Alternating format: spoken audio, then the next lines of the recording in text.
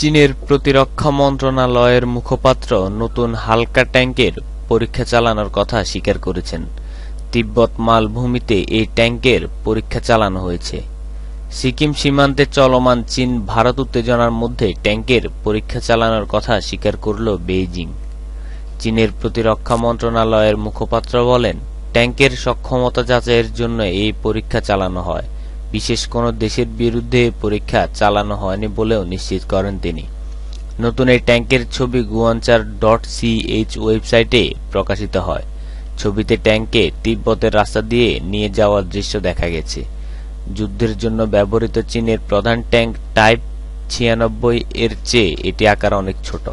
এছাড়া এর দেহে FY সিরিজের বর্ম ব্যবহার করা হয়েছে বলে সামরিক বিষয়ক সাময়িকী জেন্স জানিয়েছে। এটি থাকায় কয়েক ধরনের ট্যাঙ্ক বিধ্বংসী গোলাসহ নাশকতামূলক অনেক তৎপরতা ঠেকাতে পারবে নতুন ট্যাঙ্ক।